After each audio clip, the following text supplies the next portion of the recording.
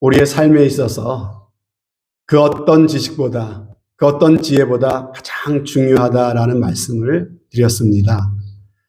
여러분, 하나님을 바로 알기만 하면 우리 인생 가운데 만나는 대부분의 문제들은요, 사실 문제가 되지를 않습니다. 하나님을 잘 모르기 때문에, 하나님을 알지 못해서 사실 인생에 문제가 생기는 거죠. 여러분, 하나님을 우리가 정확하게 알고 있으면요, 어떤 문제를 만나도 이 문제 때문에 당황해하지 않습니다. 이 문제가 다른 관점으로 보입니다. 문제 때문에 문제에 갇히거나 문제에 휩싸이지 않고 이 문제를 통해서 하나님을 알기 때문에 하나님의 뜻과 하나님의 계획을 기대하게 됩니다. 그래서 하나님을 알게 되면 우리의 인생은 얼마나 힘이 있어지는지 모릅니다. 그리고 얼마나 인생이 가치 있어지는지 모릅니다. 하나님을 모르기 때문에 내 인생이 어디서 와서 어디로 가는지, 내 인생은 어떻게 살아야 되는지, 무엇을 해야 되는지, 여러분, 그것을 알지 못하는 잃어버린 인생이 되는 이유가 바로 하나님을 알지 못하기 때문에 그렇습니다. 하나님을 알아야 나를 알 수 있고 내 인생의 목적과 가치를 바로 알아서 그 가치에 맞는 그러한 가치 있는 인생, 보람 있는 인생을 살아갈 수 있게 되는 것이죠. 그리고 하나님을 알기 때문에 세상의 어려움을 만나도 그 속에서도 감사할 수가 있고 그 속에서도 찬송할 수가 있고 그 속에서도 기뻐할 수가 있는 이유가 바로 하나님을 아는 지식이 우리 가운데 있기 때문이라고 하는 것입니다. 그래서 하나님을 아는 것이 중요한데 2주 전에는 하나님은 그러면 어떤 분이시냐? 하나님은 영원하신 분이시다라는 그런 내용으로 여러분들에게 말씀을 전했습니다. 하나님이 영원하시다는 것, 우리가 늘 들어왔고 아는 말씀인데 이것 한 가지만 가만히 묵상해 봐도 그 속에서 참으로 우리에게 많은 것들을, 참으로 많은 의미를 주고 있다는 것을 우리가 함께 살펴보았습니다. 오늘 저는 또 한 가지, 하나님은 모든 것을 아시는 분이시다. 하나님의 전지하심에 대해서 여러분들에게 말씀을 드리려고 합니다. 그러면 하나님이 전지하시다라고 하는 것이 무슨 의미일까요? 말뜻 그대로죠. 전지. 영어로는 omniscience라고 되어 있습니다. omniscience. omniscience는 라틴어에서 왔는데 omni라고 하는 말과 science가 합해진 말이죠. omni는 all, 모든 것을 의미하는 말이고요. science라고 하는 것은 알다, 알다라고 하는 그런 의미의 말입니다. 그러니까 전지하다고 하는 것은요, omniscience, all knowing, 모든 것을 아신다. 이게 바로 전지하다라고 하는 말의 의미인 것이죠. 그러므로 하나님은 아십니다.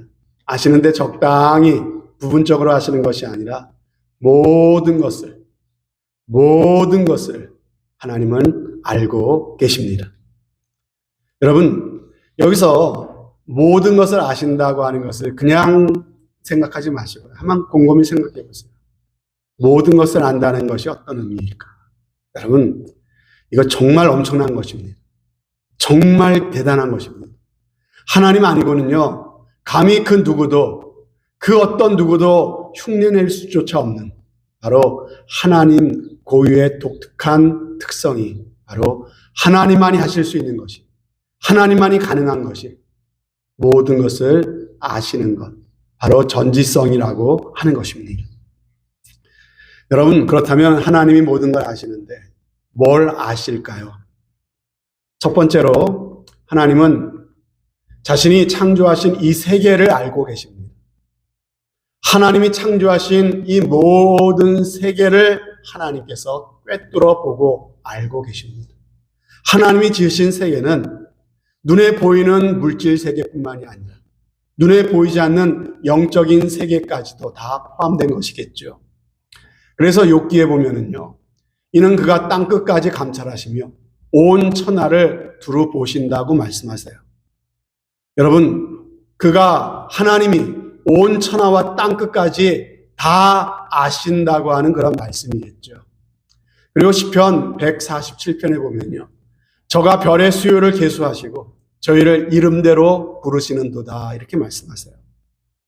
여러분, 별의 개수를 헤아려 본 적이 있으세요?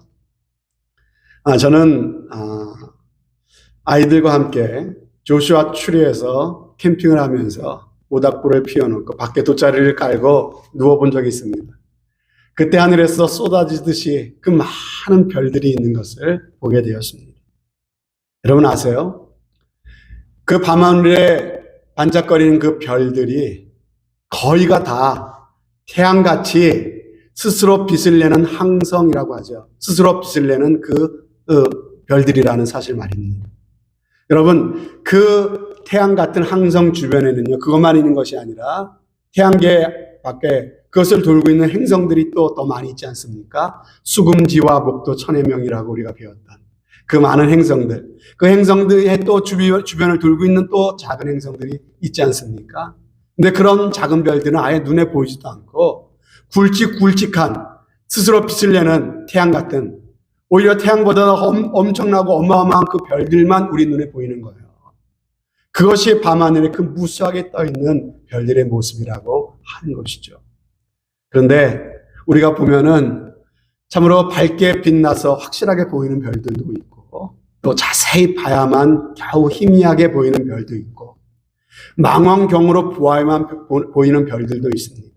그리고 천체 망원경을 가지고 봐야 보이고, 또 그렇게 봐도 보일까 말까, 또 보이지 않는 별들은 훨씬 더 많다고 하는 것이죠.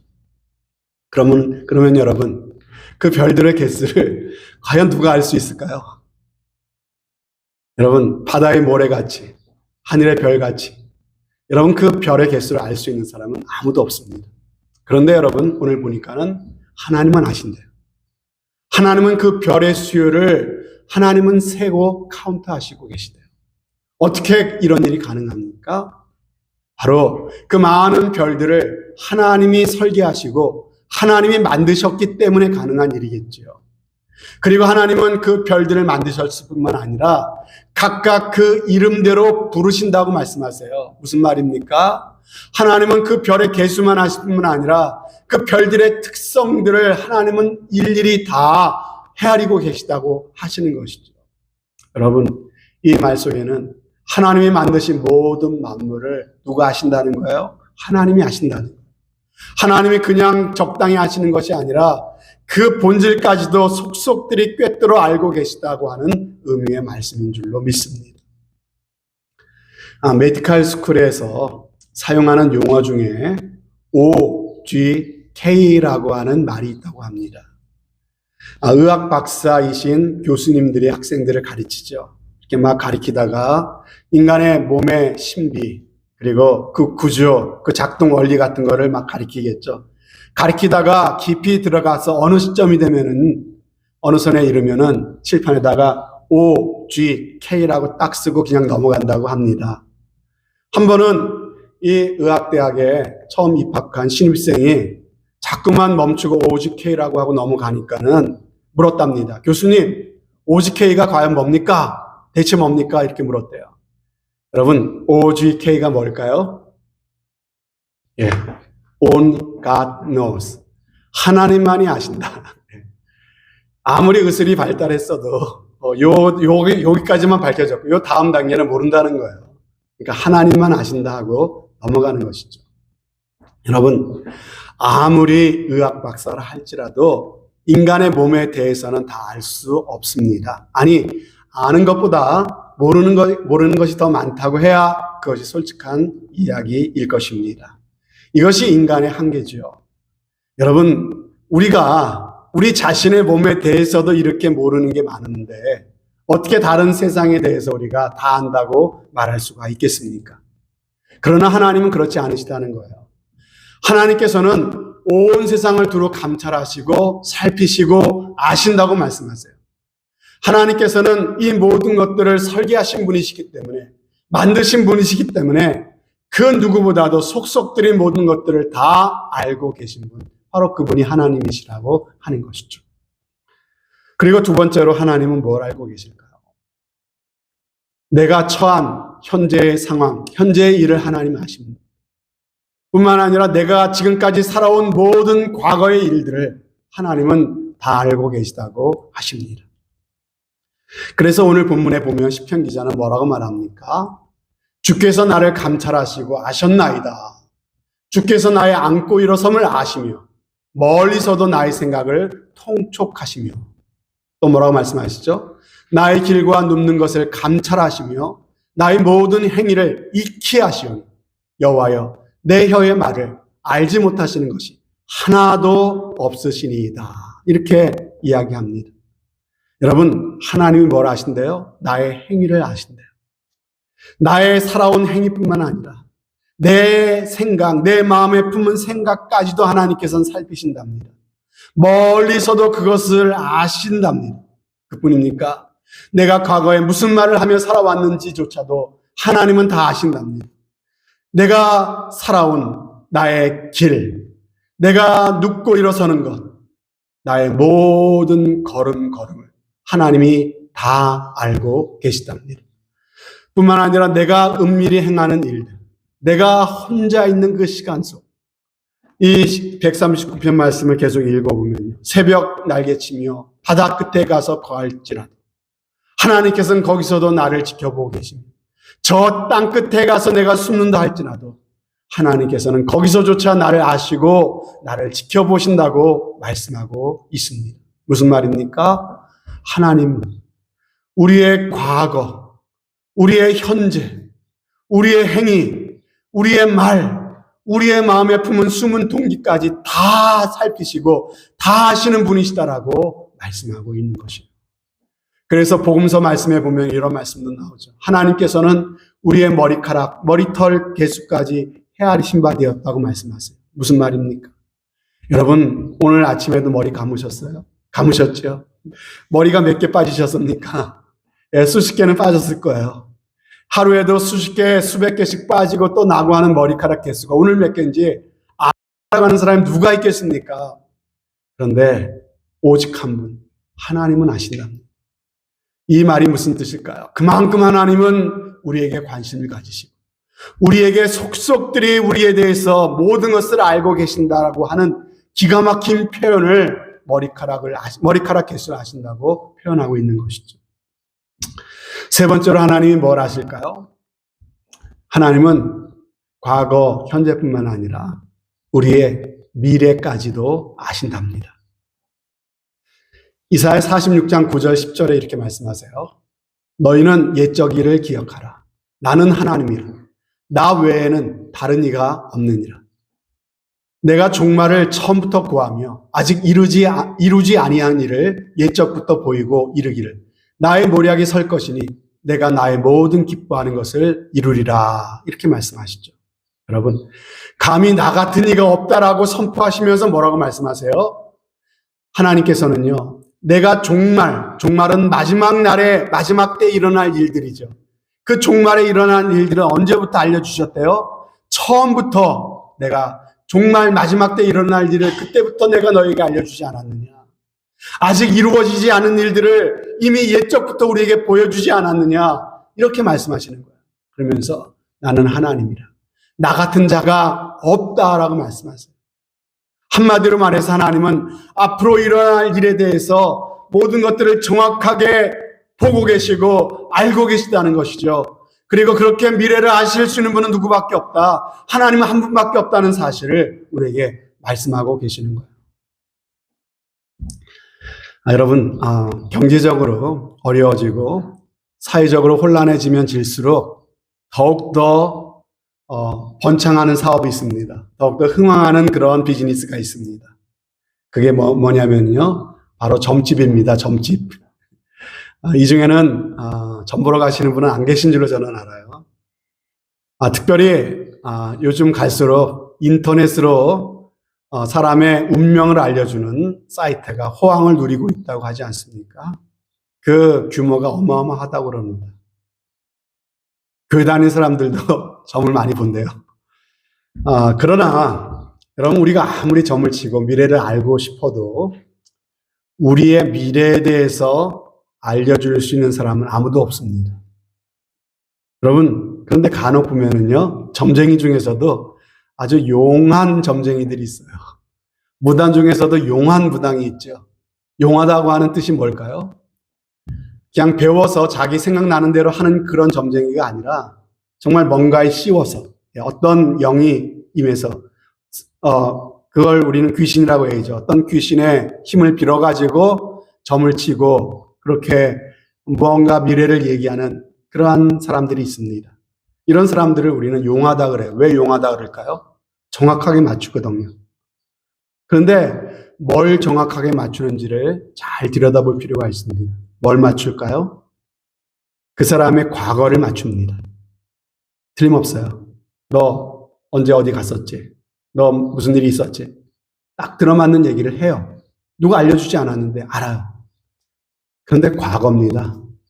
여러분, 왜 과거를 알 수 있을까요? 귀신의 힘을 빌었기 때문에. 여러분, 귀신은요, 우리의 과거를 귀신같이 합니다. 그래서 귀신에 쓰이면은, 귀신의 신뢰를 받으면요, 용한 점쟁이는 과거를 맞춰요. 그래서 그 과거를 정확하게 맞추면 충격을 받죠. 그러면서 여러분, 어떻게 됩니까? 뭐라고 얘기하면요, 무슨 말을 해도 믿게 되는 것입니다. 아, 정말 용한 분이구나. 이렇게 하면서 무슨 말을 해도 믿는 거예요.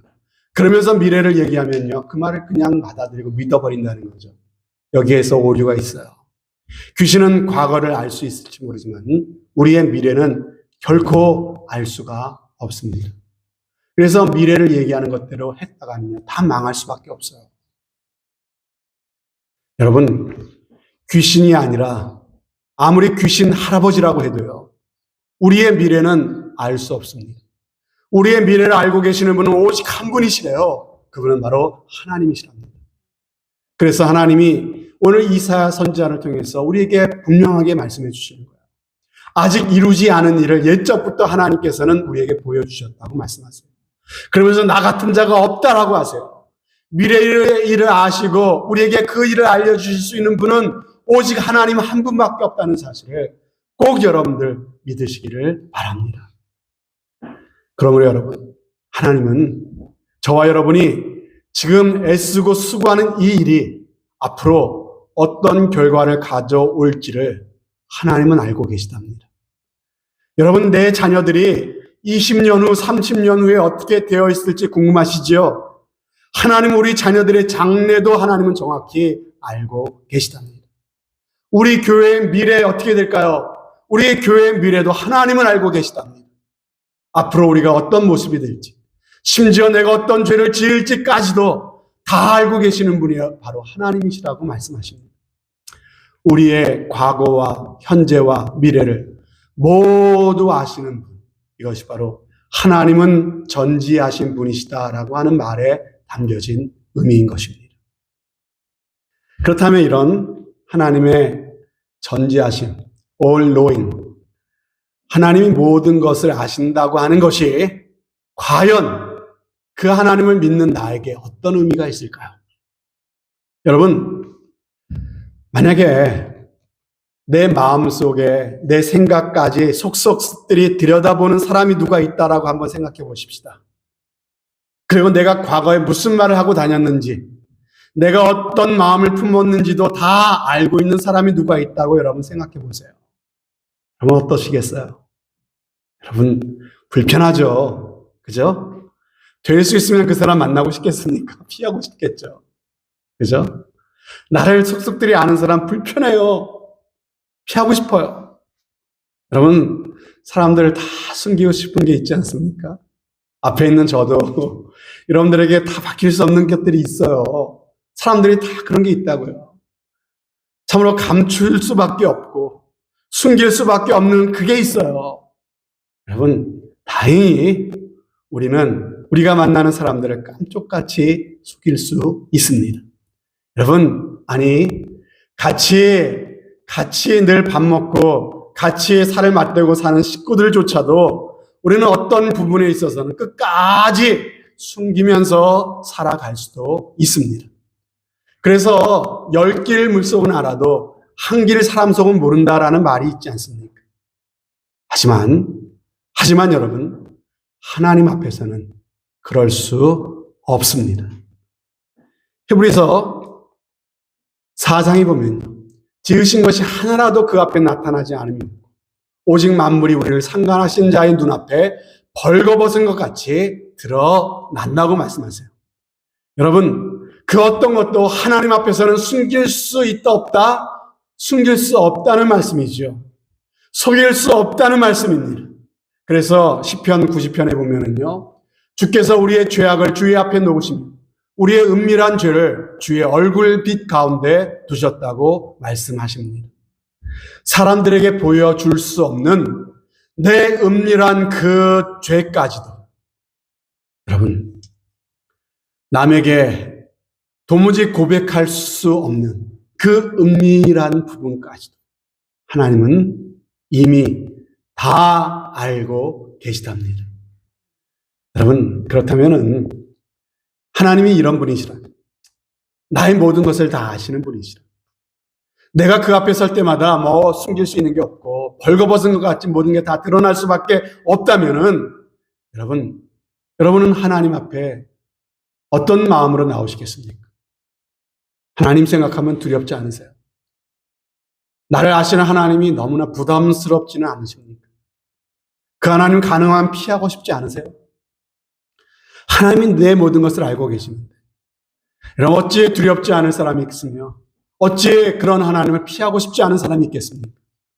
그러나 여러분, 그렇다고 우리가 하나님을 피하며 살 수는 없잖아요. 하나님을 내 인생 가운데 지워버릴 수도 없잖아요. 그런데 다행스럽게도 성경은 그 부담, 그 두려움을 해결할 수 있는 해결책이 있다고 말씀해 주십니다.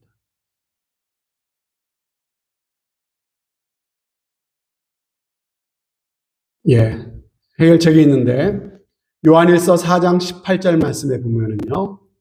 자, 잘 들어보세요. 스크린에 뜨지 않으니까 잘 들으세요.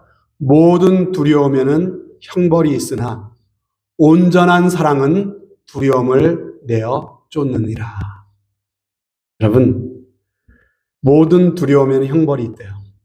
특별히 하나님 앞에 나아갈 때 하나님을 경외하는 두려움이 아니라 하나님을 거북스러워하고 하나님을 부담스러워하고 하나님을 공포스러워하고 하나님을 피하고 지워버리고 싶어하는 그 두려움은 반드시 형벌을 갖고 옵니다. 그런데 그 두려움을 이길 수 있는 게 뭐라고요? 온전한 사랑이래요. 온전한 사랑만이 두려움을 내어 쫓을 수 있다고 하세요. 여러분, 그렇다면 그 온전한 사랑이라는 게 과연 뭘까요? 많은 사랑 중에서 가장 온전한 사랑이 뭘까요? 그것은 바로 인간의 사랑이 아닌 하나님의 사랑 아니겠습니까? 인간의 사랑은 무엇인가 모자라고 부족할 수밖에 없죠. 그러나 온전한 사랑은 온전하신 하나님의 사랑밖에 없는 것이에요. 그렇다면 하나님의 사랑, 그 사랑은 어떻게 나타났습니까? 그 아들 예수 그리스도를 통해서 우리에게 보여주신 것이 하나님의 사랑 아닙니까? 그러므로 여러분, 독생자 예수 그리스도를 우리를 대신해서 십자가에 내어 주신 그 하나님의 사랑만이, 그 온전하신 사랑만이 죄와 저주와 사망의 두려움을 이기고 우리가 하나님 앞에 당당히 설 수 있도록 만들어 준다라고 하는 의미의 말씀인 것입니다. 그러므로 사랑하는 여러분 중에서 아직까지 예수님의 십자가의 사랑을 아직까지 내 마음 가운데 확신하지 못하고 믿지 못하고 받아들이지 못하고 계신 분이 계시다면, 여러분, 하나님은 두려움, 하나님은 거북스럽고 피하고 싶은 존재일 수밖에 없는 것입니다. 그런 분이 계시다면 여러분, 있는 모습 그대로 주님 앞에 나오실 수 있기를 바랍니다. 여러분, 안 그런 척 꾸미고 하나님 앞에 나올 필요 없어요. 경건한 척, 거룩한 척, 여러분 그렇게 위장하고 하나님께 나올 필요도 없습니다. 하나님은 이미 우리를 속속들이 다 알고 계신 분이신데 그렇게 나올 필요 없다는 것이야. 내 마음에 의심이 있다면 의심을 가진 그대로 하나님 앞에 나오십시오. 내 안에 원망이 있고 분노가 있다면 그 모습 그대로 하나님 앞에 나오십시오. 그리고 여러분이 할 수 있는 가장 정직한 언어로 내 마음에 있는 그대로를 하나님 앞에 쏟아 놓으시길 바라요. 이런 나를 하나님 아시는데 숨길 수 없네요, 하나님. 이런 나를 받아주세요. 이런 나를 불쌍히 여겨주세요. 이런 나를 긍휼히 여겨주시고 나를 구원해 달라고 주님 앞에 나오시기를 바랍니다. 예수 그리스도의 십자가의 공로만을 의지하시기를 바라요. 하나님께서는 그러한 사람들에게 은혜를 베풀어 주십니다. 이러한 진실된 모습으로 나올 때 하나님 우리를 너무나 기뻐하시고 우리를 지금도 기다리고 계시고 그렇게 나오는 사람들을 한 사람도 외면치 않으시겠다고 하나님께서는 약속하셨습니다. 우리가 어떠한 잘못을 했든지 어떠한 과거의 허물이 있든지 얼마든지 우리 하나님은 예수님의 보혈로 우리를 깨끗이 씻어주실 준비가 되어 계십니다. 얼마든지 우리를 새롭게 해주시겠답니다. 그 넓은 사랑으로 우리를 품어주시겠다고 약속하십니다. 우리 중에 예수님을 정말 나의 구주와 주님으로 믿고 영접하신 분들, 그리고 나의 죄를 용서해 주신 하나님의 은혜를 아는 사람은요, 이렇게 고백할 수 있습니다. 하나님께서 나를 아시는데 내가 얼마나 추하고 악한 사람인지, 내가 얼마나 부족한 존재인지 하나님이 너무나 잘 아시는데, 그럼에도 불구하고 하나님이 이처럼 나를 사랑해 주시는구나, 하나님이 나를 아신다는 사실이 너무나 감격스럽고 너무나 감사한 조건이 된다고 하는 것이에요. 여러분, 몰랐을 때는 하나님이 나를 알고 계시다는 것이 그저 두렵고 부담스럽기만 했습니다. 하지만 주님 영접하고 주님의 은혜를 알고 보니까 하나님이 나를 알고 계시다는 이 사실만큼 참으로 감사한 게 없는 거예요. 얼마나 감격이 되는지요. 그리고 내가 살아갈 때 꾸밀 필요도 없고 참으로 아닌 척, 거룩한 척 할 필요도 없으니 얼마나 자유해집니까? 하나님 앞에 우리는 얼마든지 자유할 수 있는 존재가 될 수가 있는 것이죠. 드라마나 아니면은 TV쇼 같은 데 보면은 여러분 가끔 등장하는 스토리 중에 이런 것들 있지 않습니까? 나의 과거가 밝혀지고 출생의 비밀 뭐 이런 거 있잖아요. 이런 게 막 얽혀 있는데 이게 밝혀지게 되면은 용서받지 못할 것 같고 사랑받지 못할 것 같고 참으로 영영 우리의 관계 끝나버릴 것 같고, 그래서 불안하고 전전긍긍하고 온갖 거짓과 위장과 위선으로 이렇게 하지 않습니까?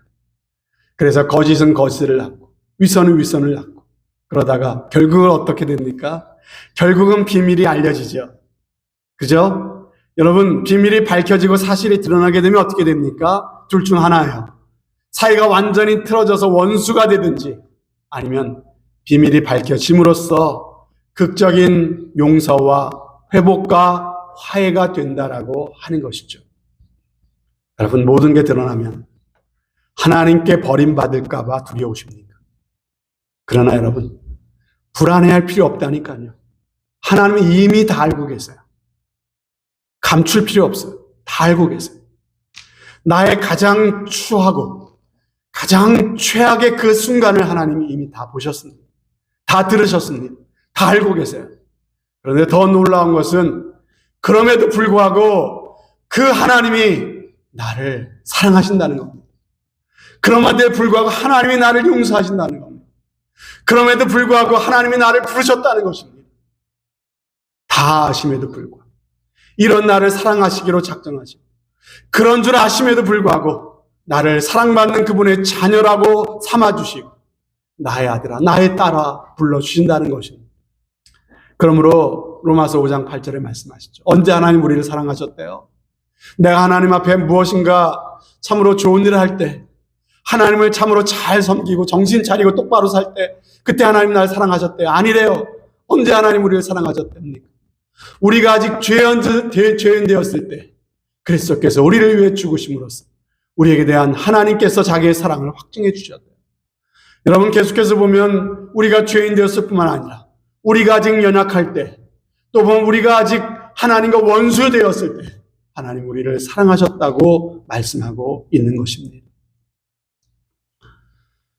여러분, 그러므로 하나님께서 모든 것을 아신다고 하는 이 사실이 바로 나를 하나님이 무조건적으로 사랑하신다고 하는 지울 수 없는 증거가 되는 것입니다. 그 하나님이 여러분 나를 용납하셨습니다. 아신대요. 나를 아실 뿐만 아니라 내가 지금 처한 상황을 아신대요. 내가 겪고 있는 이 일들, 그 모든 그 사정들을 하나님은 아신대요. 여러분이 지금 어떤 일을 겪고 있는지, 내가 지금 겪고 있는 기가 막힌 일들, 누가 붙잡고 설명할 수 없는 그 일들, 하나님이 아신대요. 여러분이 당해오신 그 억울한 일도 하나님이 아신대요. 여러분이 지금 어떤 형편에 있는지, 지금 남몰래 흘리는 눈물도 하나님은 아신대요. 정말 답답하고 힘 빠지고 불안할 수밖에 없는 그 사정, 그 한숨과 탄식을 누구나 아신답니까? 하나님은 아신대요. 내 남편, 내 자식은 몰라줄지 몰라. 우리 하나님은 다 아신대요. 여러분, 내가 뭐라고? 여러분, 나 같은 존재 하나님 그냥 무시해버려도 되는 존재 아닙니까? 그런데 그런 나를 하나님이 어쩌자고 이렇게 관심을 가지시고 이런 큰 관심을 갖고 나를 지켜보시고 속속들이 다 알고 계시는 것입니까? 그리고 이런 나를 형편없는 줄 아시면서도 그래도 나를 사랑하시고 그래도 내가 너를 보배롭고 존귀하게 여긴다고 말씀하고 계시는 겁니다. 여러분, 그러므로 하나님이 모든 것을 아신다는 것이 얼마나 큰 위로가 되고 얼마나 큰 힘이 되고 얼마나 큰 기쁨이 됩니까? 뿐만 아니라 하나님이 우리의 미래까지 아신다고 말씀드렸죠. 여러분, 우리가 이 땅에서 어떤 일을 겪을 때 그 일도 힘들지만 더 견딜 수 없는 이유가 뭔지 아시죠? 미래를 알지 못하기 때문에 힘든 겁니다. 미래 결과를 알고 있다면 힘들지 않을 수도 있어요. 여러분, 월드컵 축구 경기 결과를 알고 있어요. 예, 역전승 마지막 그 추가 인저리 타임에 역전골을 넣어서 이겼다는 사실을 알고 있어요. 그러면서 보는데 우리 팀이 계속 밀리고 위기를 당하고 하면은요, 여러분 마음이 힘들지 않습니까? 그런데 결과를 알고 있으면 달라질 수 있는 것이에요. 편안한 마음으로 한 골 먹어도 우리 편이 그래 또 골 넣을 거야 아니까는 편안하게 볼 수가 있는 것처럼 여러분, 우리의 인생도 그렇다는 것이죠. 예를 들어볼까요? 우리 주변에 자녀들 때문에 속 썩는 부모들이 많이 있죠. 정말 매일매일이 전쟁이고 정말 말 못할 마음의 아픔과 불안함 속에서 살아가고 계신 분들이 계십니다. 그런데 여러분, 하나님께서 딱 하루만, 아니 하루도 필요 없어요. 딱 10분만 여러분들을 30년 후로 데려가셔서 여러분들의 자녀의 미래의 모습을 여러분들에게 보여주셨다고 한번 생각해 봅시다. 어른이 되어서 가정을 이루고 어엿하게 사람 노릇하면서 번듯한 직장을 다니고 있는 그 내 자식의, 지금 속을 썩이고 있는 그 자식의 모습을 딱 10분을 보고 왔어요. 그러면 여러분, 모든 게 달라지지 않겠습니까? 지금 자녀가 내 마음을 긁어놓는다고 여러분 마음에 상처가 되겠습니까? 힘들어 하겠습니까? 내 자녀가 무슨 말을 하든 무슨 행동을 하든 네가 아무리 그래 봐야 난 네가 잘 자라서 제대로 된 사람이 될 거 알아. 이렇게 하면서 얼마든지 어려움을 참고 견딜 수 있지 않겠습니까? 네, 여러분 너무나 감사하죠. 하나님은 많이 아시는데 우리의 미래, 우리 자녀의 미래를 하나님이 아시는데 하나님은 우리의 그 미래에 대해서 힌트를 주셨어요. 그 미래에 대해서 우리에게 살짝 알려주셨어요. 여러분, 그분의 자녀된 우리들에게 뭐라고 말씀하셨냐면 이 구절을 여러분들이 꼭 마음에 새기시기 바랍니다. 나 여호와가 말하노라. 너를 향한 나의 생각은 내가 아나니 재앙이 아니라 곧 평안이요 너희 장래에 소망을 주려 하는 생각이라.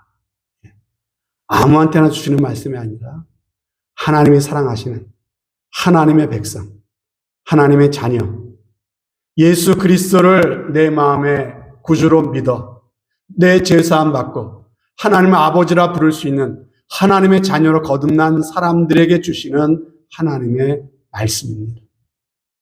우리의 미래에 대해서 알고 계시는 그 하나님, 우리에게 일어나는 모든 일들 때문에 너희에게 재앙이 닥치는 것이 아니라 이것을 허락하신 하나님의 뜻과 계획이 있대요.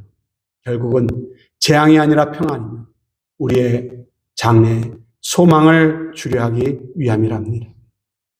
뿐만 아니라 요한복음 16장에도 보면요, 이것을 너희에게 이르면 너희로 하여금 평안을 누리게 하려 함이라 하시면서 세상에서 너희가 환난을 당하나 담대하라, 내가 세상을 이기었노라.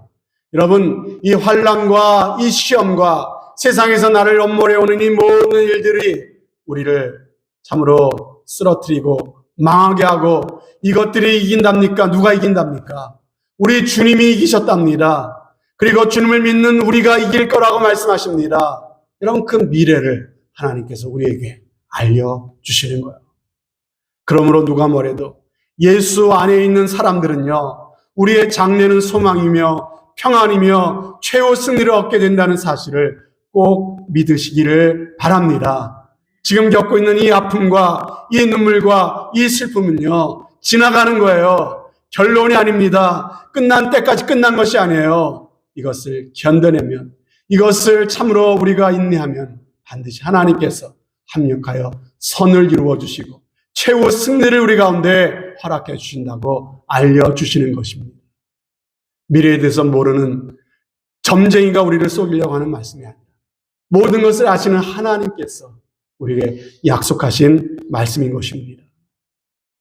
그러므로 모든 것을 아시는 하나님이시기에 하나님께서 우리에게 약속하신 우리의 장래에 대한 모든 약속을 우리는 안심하고 믿을 수가 있는 것이에요. 그러니까 여러분, 얼마나 감사합니까? 그 하나님을 우리가 알게 되고 믿게 될 때 어떤 형편 속에서도 우리는 감사할 수 있고 기뻐할 수 있고 찬송할 수 있는 사람이 될 수 있는 것입니다.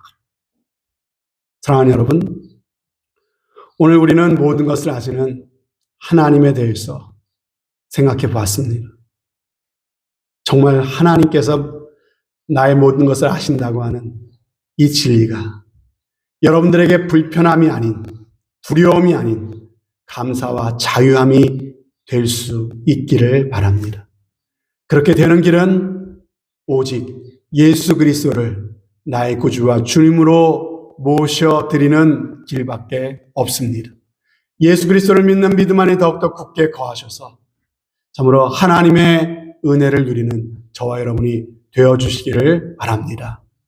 그리고 지금 인생 가운데 어려움을 겪고 계시고 환난과 시련 속에 계시는 분들, 하나님께서 우리에게 주시는 미래에 대한 약속을 들으십시오. 그 약속을 마음 가운데 참으로 믿으시기를 바랍니다. 주님은 우리에게 말씀하셨어요. 나사로의 병을 통해서 말씀하셨죠. 이 병은 죽을 병이 아니니라. 어떤 일을 만나도 망할 일이 아니라는 거예요. 결국 죽었지만 죽었습니까? 다시 살아나지 않았습니까? 부활이요 생명 되신 주님을 증거하는 계기가 되지 않았습니까? 모든 것이 합력하여 선이 될 것이라고 하나님께서 우리에게 말씀하시는 것이죠. 너희를 향한 나의 생각과 계획은 재앙이 아니라 평안이며 너희 장래에 소망을 주려 함이라는 그 약속을 기억하십시다. 그러므로 무슨 일을 만나든지 나는 아주 망하지 않는다. 합력하여 선을 이루실 그 주님 바랍니다. 최후 승리를 얻는 그날까지 인내하시는 저와 여러분이 되어주시기를 바랍니다. 모든 것을 아시는 이 하나님의 말씀 앞에 우리 다시 한번 용기를 냅시다. 다시 한번 힘을 냅시다. 모든 것을 아시는 그 하나님으로 말미암아 무슨 일을 만나도 감사할 수 있는 이유가 우리 가운데 있다는 사실을 기억하며 늘 찬송하며 기뻐하며 살아가는 저와 여러분이 되시기를 주님의 이름으로 축원드립니다. 아멘. 하나님 아버지, 이 시간 간절히 기도합니다.